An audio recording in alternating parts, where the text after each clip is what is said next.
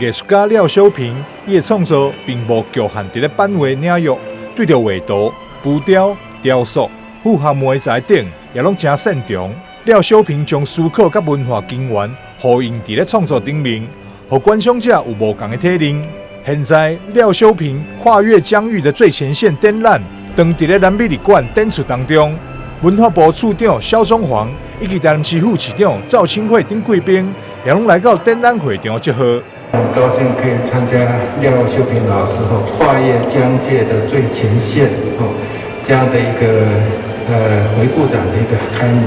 那这个回顾展跟过去我看过廖老师几乎我如果说有展览的话我都看展览策展方式有一点点不一样因为过去的策展方式的话，比较偏向媒材技法的，还有主题的分类。那这一次的展览的话，基本上来讲，它跨越了廖老师的一个超过70年的一个创作的生命历程。老师的作品都是源自于文化的根源，所以我们大概也看得到刚才那个司仪所介绍的，他身上穿的那个版画的作品，就是在我们比较常见的庙宇里面的一些符号跟概念，所以也非常不容易的把我们东方的一些符号元素展现在老师的作品跟各项的这个他的作品的，不管是绘画的、浮雕的甚至是版画的。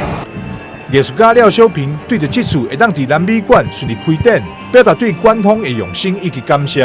台南美术馆帮我做的这么仔细，用 line， 然后我以前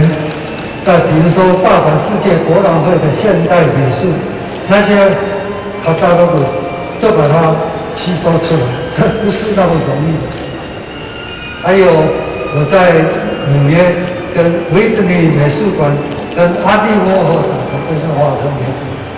所以我很感觉这个台南美术馆的确跟普通美术馆不一样。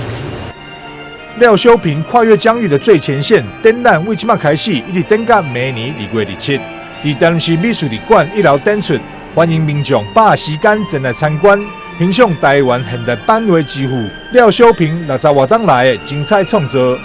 台南新闻张硕维采访报道。